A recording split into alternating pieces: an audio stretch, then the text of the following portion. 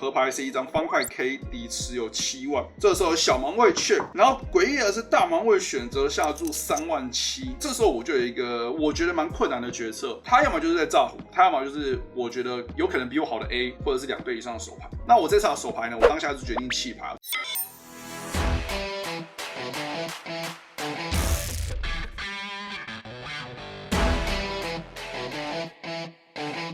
Hello， 大家好，我是小 P。我们今天来跟大家回顾这一周我在马来西亚参加 Poker Dream 的系列的赛中呢，遇到比较有趣的手牌跟整体的一个成绩回顾。好，首先呢，我先讲的就是第一个前圈呢，就是我到达的第一天呢，我参加了这个6max。6max 比赛的话是一个4000马币买入的这个6人制锦标赛。那这场锦标赛呢，我获得的是第6名哦，就是说它刚好是决赛桌前6名有钱。那我是一进了前圈之后呢，就出局。这个比赛呢，没有什么特别的。然后紧接着呢，就是我参加了这个5万马币的豪客赛。我是 Day 2才买入哦，原因是因为我们刚刚讲，我们前一场这个6max 打到非常的晚，我出局的时候大约是凌晨1点，然后再加上其实我刚到马来西亚，我觉得有一点时差，所以当下凌晨1点呢，我觉得没有必要去多打那1个小时的级别，那我宁愿回去休息，然后隔天中午直接买入这个 Day 2。所以我的策略呢，就是 Day 2买入，然后关键的2手牌我还记得很清楚，我 Ace Queen 翻牌前面有人 all in 10个大盲左右，他是 A3， 然后我在中后卫的位置，我拿 AQ all in， 然后我输给他 A3， 然后又拿了1对5 all in， 然后输给大盲位的 KJ 不同花，所以基本上2把牌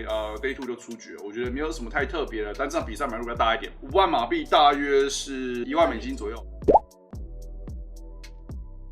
其实这样买入有70几个买入啊，这样子的买入在亚洲来讲，我觉得算是值得打的，算是可以的。如果说在有些地方可能就不适合，也就是说这边的这样子的豪客赛，我是觉得是可以尝试参加。我觉得这个赛事跟这样的玩家其实是蛮不错的。然后这场比赛人数还比6max多，因为6max好像才40-50个人，可是一个豪客赛的人数理论上越高的比赛应该人数越少嘛，但其实它这个人数有70-80个买入，所以是玩家数量是比6max还要多。隔天呢就是一个5000买入的主赛事，那5000买入的主赛事它总共有3个场次哦。那我参加的是 A 组，那一天呢打得非常的顺利，我觉得就是没有什么太特别的手牌，就是我中顶队，然后有人炸胡，我中2队有人炸胡。就算有人炸胡，对我来讲呢，我当下的手牌呢都是比较好处理的，譬如说一张 Q 成顺，然后我就是 KQ 我就 Q， 然后对方就要炸胡，那我就跟住。有很多类似这样的手牌啊，我觉得不大需要拿出来讨论，因为这个牌给谁打可能都差不多。这一场赛事呢，我结束的时候均码大约13万14万，我有23万的筹码量进入 Day 2， 但是 Day 2呢非常的不顺利，跟大家讲遇到哪一些有趣的手牌。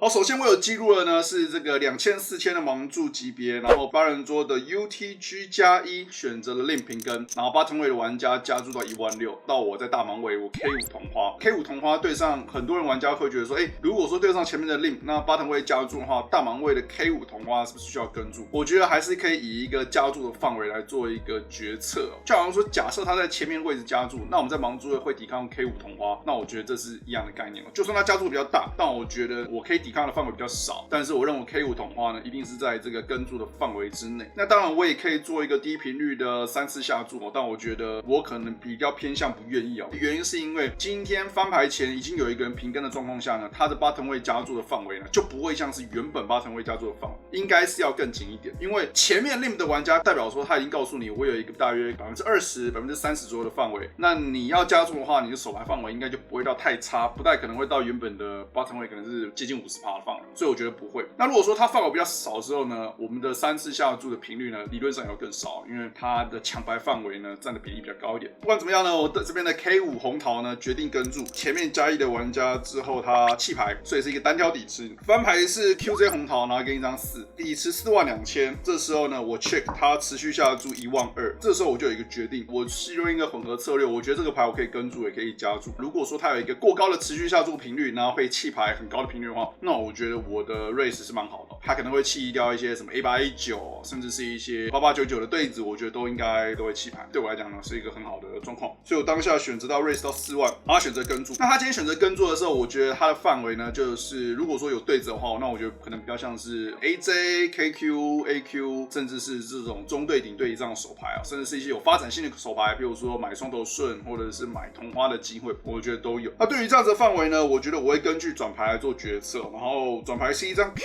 那转牌这张 Q 其实是相当的不大好，原因是因为对于我来说呢，我有强牌啊，我有3条，我有 full house 的组合，其实更少。然后再加上对他来讲，他要抓炸红，是更容易去做炸。那当然对我比较有利的，我当然希望是有更多 outs 啊，比如说9或10或 A， 让我可以有多一个不单是同花的听牌，还有一个顺子的机会。所以我觉得转牌这张 Q 呢，我觉得我是一个很好可以选择放弃的手牌。那当然我要选择炸胡也不是说不行啊，我当下呢选择 check， 底池有122000嘛，那我选择 check， 对手也 check， 那合牌是一张6，那我觉得合牌一张6的话，如果他是 AAKK， 我觉得我合牌下注他一定会跟注，所以我觉得下注能够炸胡的手牌意义不大。对他来讲，如果他是 AJ， 我觉得也很好跟注。然后如果他是有 Q 的话呢，那当然我就是自杀嘛，因为他有 Q， 他就绝对不会弃牌。所以我当下合牌是决定放弃啊，然后我 check， 这个时候他 all in 12万，12万的话就可以回推，他大概有翻牌的时候他有大概16万的筹码，然后比他多，他 all in 12万，那种 K 海我当然就弃牌嘛。然后他弃牌的时候，他开了一张 Q 给我看，就是他开了一张 Q， 然后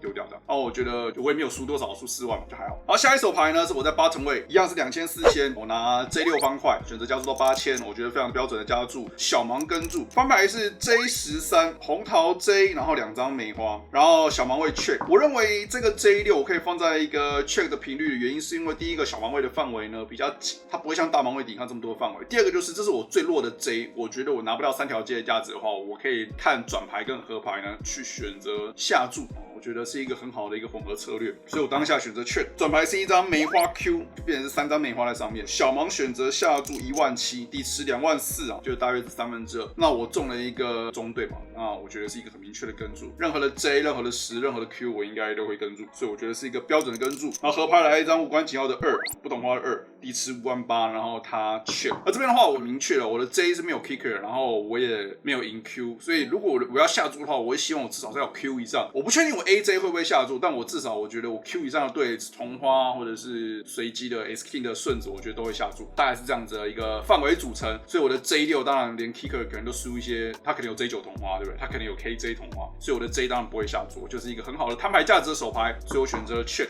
这时候我看到呢，小盲位是 KQ， 他带一张梅花 K， 就是他转牌中了一个顶对，然后代买，不但是顺子，还有同花的机会，这张牌是不错，就输了一个小底池，那我觉得也 OK。然后这手牌的话，就是我在翻牌一下注，他也会跟注。好，然后再接下来一样，我在盲注2400的时候呢，这手牌 Hijack 玩家加注到8000，然后 bottom 位跟注，这时候我在大盲位选择了跟注一个 J3 方块，那我觉得是一个很标准的抵抗。然后翻牌是183，然后3张梅花，底池3万，然后3个玩家都 check。转牌了一张黑桃3，我中3条，那我认为这是一个很好的下注哦，我会有所有的3，他们都不会有，然后我也不觉得 bottom 位会 check 同花的机会，所以呢，我的手牌呢当然是就足够强就下注。那3人底池的话呢，我认为预设策略的下注尺寸会是偏小，底池3万，我选择下注1万。Hijack 玩家弃牌 ，bottom 位玩家跟注，合牌是一张2，无关紧要的2，然后底池有5万。那我认为 bottom 位的玩家翻牌 check 到他没有下注，转牌跟注，我认为他的范围呢，可能是一些比较弱，有摊牌价值，可能是一些4455，可能是一张梅花的组合，比如说 KQ 带一张梅花 ，QJ 带一张梅花 ，AJ 带一张梅花，我觉得都有机会。那这些手牌呢，当然如果说它是一个手对带一个小的梅花，我认为合牌我做一个半个帕的下注，我觉得他有可能会抓到。但实际上我觉得他还有很多手牌是一张梅花，然后不一定有摊牌价值，或者是他可能看到我 check， 他就想要下注。所以我觉得这是一个混合策略。我觉得合牌呢，我可以考虑 check 让他去做一个炸。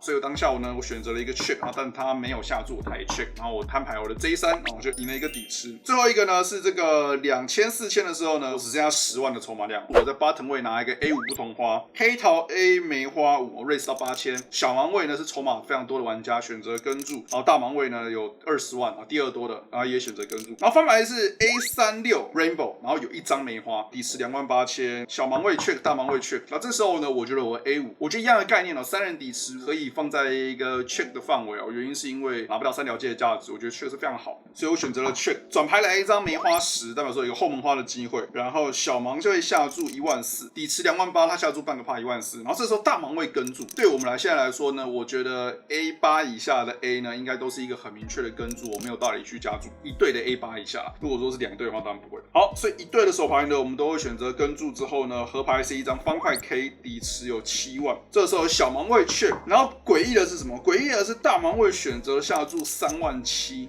啊，就是大概是半个帕多一点点。这时候我就有一个我觉得蛮困难的决策，就是说对于他来讲，他转牌跟注合牌，他主动下注的时候呢，我们的手牌基本上就是抓炸胡。那我们能够赢什么样的炸胡呢？我觉得很有可能是2张梅花。那如果说2张梅花是 QJ 的话，也不是炸胡，因为合牌也中顺子。所以我觉得以我的范围来说呢，他要么就是在炸胡，他要么就是我觉得有可能比我好的 A， 或者是2对以上的手牌。所以我觉得当下是非常的困难啊。然后我事后呢，我也稍微看了一下这个 Simple Three Way 3人的一个模拟状况。那其实我的范围里面呢，大概 A7 以下呢，都会是一个很边缘、接近0EV的跟注哦。如果我当下选择跟注的话，那我这场手牌呢，我当下是决定弃牌，但是我不是很确定，所以电脑软体呢也告诉我是一个很边缘的状况。那以我的决策呢，就是我觉得大部分的玩家其实在3人底池炸胡的频率都不够高，所以我觉得这是一个很好的弃牌。那当下我选择弃牌之后呢，盲注我也弃牌，所以我就输了一个小底池，比较可惜。这手牌让我输一点筹码之后呢，我筹码掉到不到10万嘛，因为这手牌开始10万。然后最后一手牌，我的一个朋友，一个泰国的朋友，他在 low 价位加注，这时候盲注是2500，我有7万5 ，15个大盲，我拿一对 J， 然后他加注，那当然我一对 J 就 all in 了，然后他是一对 Q， 所以我出局的时候呢，大约是105名、